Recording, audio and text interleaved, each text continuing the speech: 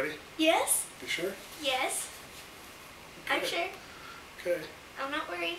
Okay. Greetings, friends. You like that intro? That's just creepy. That's the way I do it. I know it is. I see you. That's my intro. I know. So, where shall we begin? I don't know. Okay. Maybe I should introduce. Welcome to another episode, or you think episode's a good name for them? Sure. Yeah. Episode of my Masters of the Universe Memories.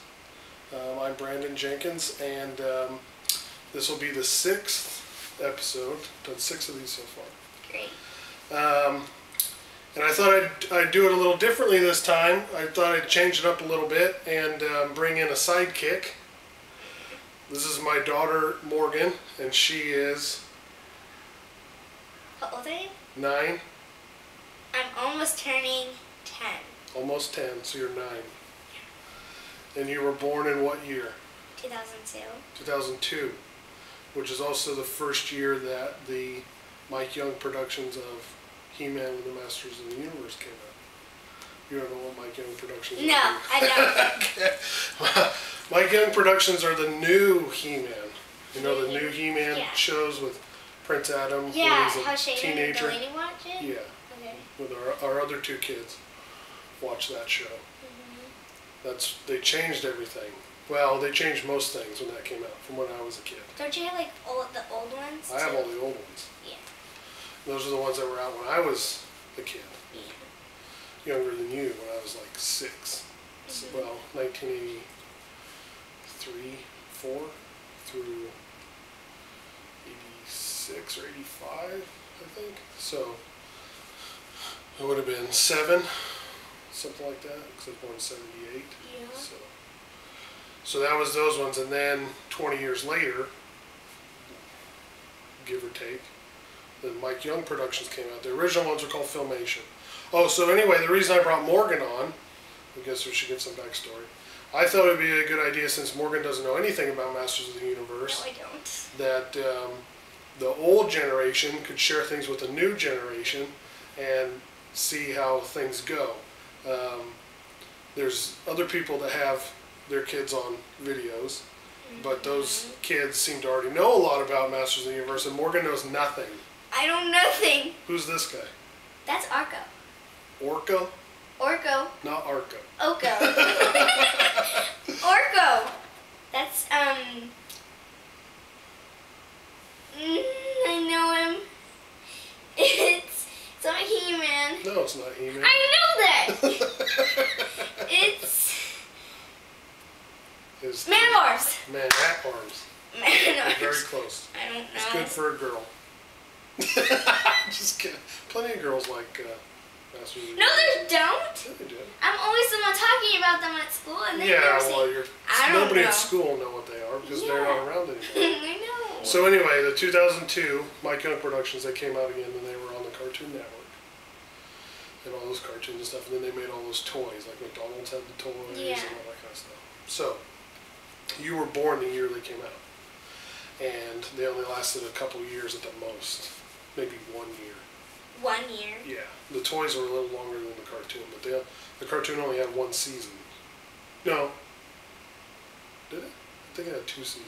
I don't know. Well, I wasn't really into it. I'm more talking to myself than I'm talking to you. So, are you familiar with what I do on the show? Yeah. What do I do? You talk about your memories of when you were a child, and then sometimes you talk like if one of your friends gave you a toy, or one of your online friends gave you a toy, and then you go to... Online or real life, they're all my friends. I know, but you talk to them online. That's right. And then you go on to like talking about some toys that you have. Yeah. I've got all the toys. Well, most of them. Yeah. I know that. So I reach into the box and I pull out a toy and then I talk about what I think about it. Right? Yeah. Okay. Do you think you want to make these movies with me from now on? Yes. Well, we'll see how this goes. Okay. So, shall we get started? Yes. Okay. Did you watch my last movie episode? I think I only watched the fourth, but I didn't see The fifth one? The fifth one was really long. It's like 25 minutes. that's probably why you didn't show it. That's when I did all the little mini comics. Oh, yeah. I think Mom watched it, but maybe you didn't. I think I went to bed before that. This is one of the boxes that holds my collection. See, and I did all the mini comics last week. Yeah, I didn't see those. Okay. It was one I didn't see. So far I've done Beastman. Last week I did Grizzlor. There's two different types of Grizzlor. And this is just a big pack of accessories. I've done Mechanic, Stinkor, and Tongue Lashor. I'm okay with them. Okay. I've keep them in these Ziploc freezer bags. This is one of the Snake Men. Yeah, I've seen that guy on the TV. Okay. So, would you like to reach in and pull out a figure? Yeah. Okay. Reach in and reach in deep. Can pull I one go out. really deep? Yeah. Okay. But don't look at what it is. I have to do this in school like tons of times. Oh yeah, pull Masters of the Universe figures out of. Don't pick that one. What? This one's regular He-Man, but he's got a bad accessory and a bum leg. So that's just a loose one. You have to get one that's in a bag. Okay, in a bag. If I can reach down. We did that one already. Stinkor again. Oh my god! Don't say that. I said, oh my gosh. Okay. Moss Man. That's a good choice.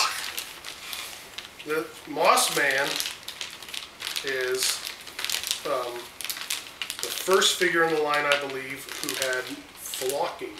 What's flocking? Flocking is all this fur on him. And I think, we'll see, but he also had a smell. Ugh. Not just a regular plastic smell that they all have. This one doesn't really have it anymore. Okay. But I think that he smelled like pine. I think. In the vintage line, I'm not sure if he did or not, but this one does not. And as they get older, so like this one's aging. Number one, Moss Man always had a lot of fuzz on him. Not just the fuzz he came with, but fuzz that he picked up, like lint everywhere, because the fine hair on him would pick up like just lint from the carpet and all that kind of stuff. So he's got that lint on him. And this one's covered in lint. I know. And he came with this little mace. So let me tell you a little bit about Moss Man. Here you go. Moss Man was a green version. Well, in the toy line, he was a different character. But they made Beastman green, and they put all that hair all over him. So he became Moss Man. He's not in the toy line. They used the same toy. He's not the same character. They took the same body. Yeah, I know. And then they turned him green. They put it with green plastic instead of orange plastic, and then they put the fur on it. Yeah. See? So he's a different character altogether, but they were able to reuse a bunch of the same parts from Beastman. Yeah. So he has the same face, he has the same arms, everything. Everything's the same. Except then they put this glue all over him and stuck on his hair to him so it became fuzzy. So he was the first character in the line that had this flocking. And that's what they call it with the hair, is flock. Flock. Yeah, because it gets flocked. Like you flock a Christmas tree when you put all that white snow stuff all over it. Yeah. So Meemaw is what we call my mom. The grandkids call my mother. Yes. So, because you have to explain everything to people that are watching it, because they don't know who Meemaw is. I know. Yeah. So Meemaw, my mother, probably bought me this. I don't remember where I got it.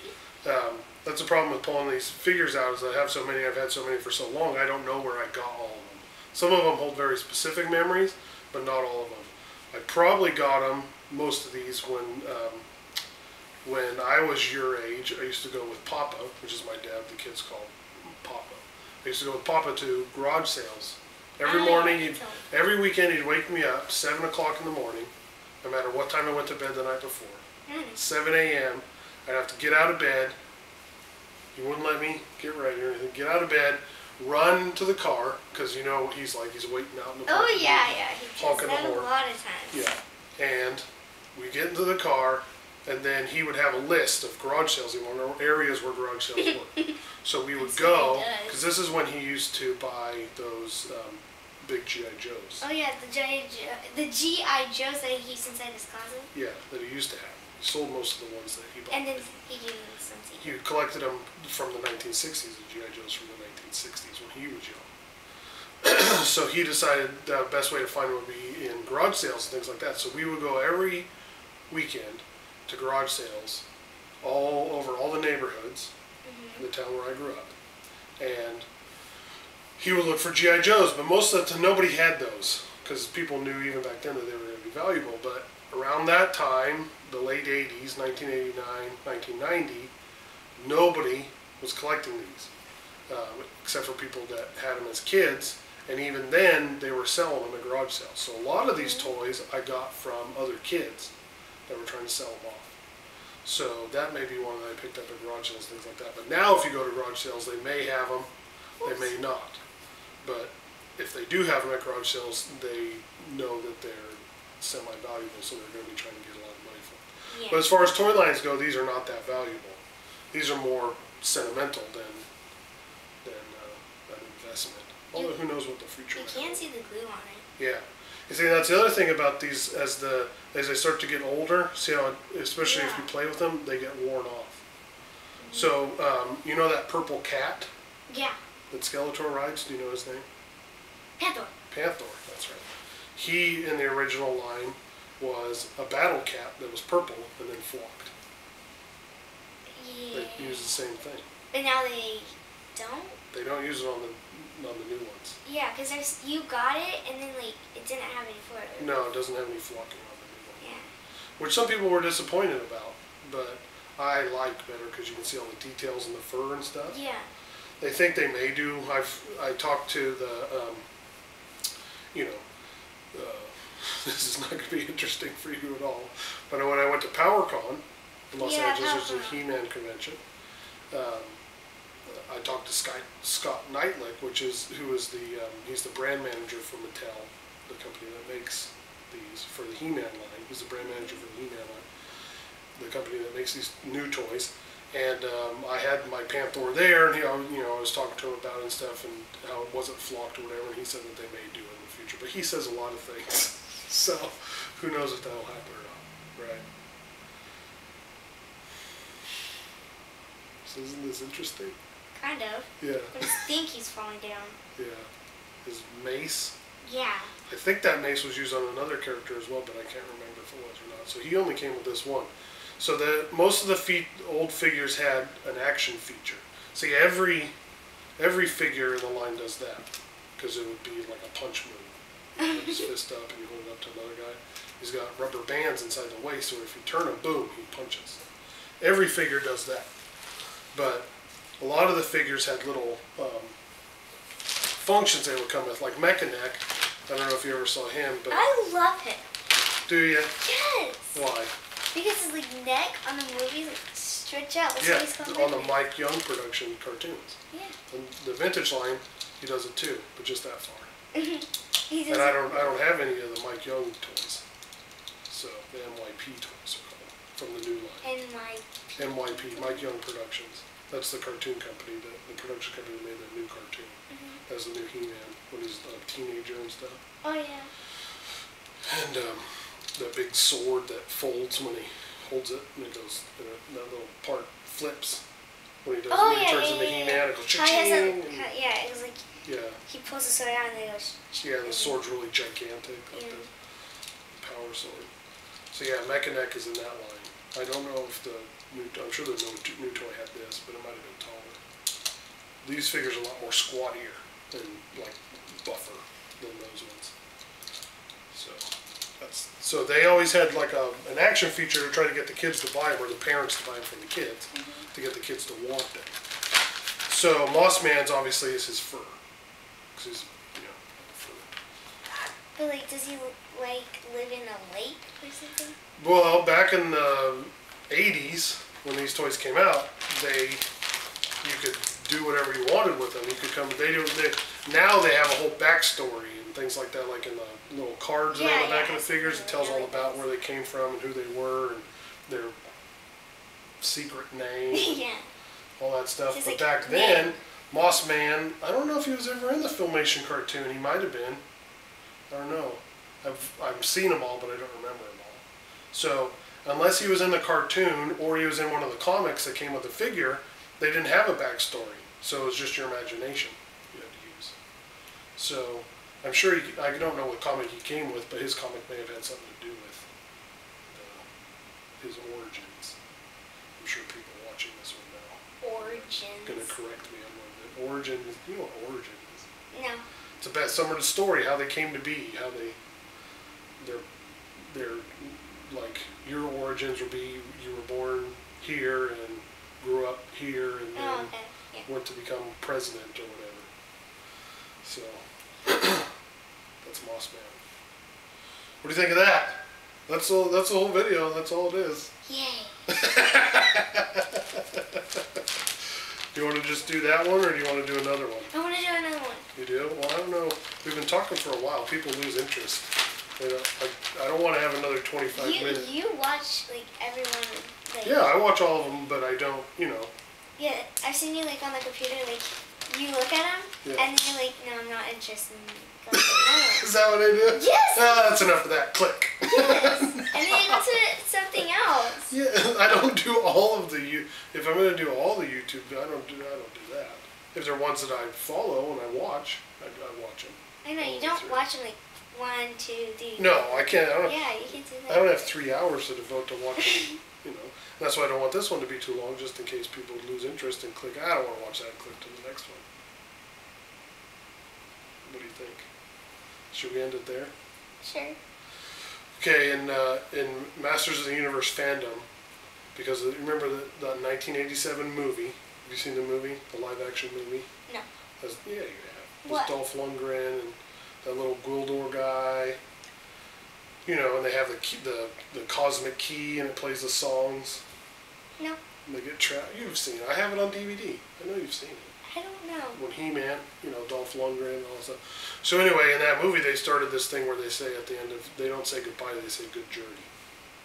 So you're hoping someone has a good journey through whatever paths life takes them until you see them again, until their journey brings them back to you. Mhm. So that's the way we end these. Mhm. Should we do that? You say it. You want me to say it? Yeah. Let's both say it. No. Yeah. Like Good journey. good journey. Like that. Okay. Do you want to do it again, or do you want to leave that one? Leave it. Do you? Just leave it. Okay. Good journey. Good journey.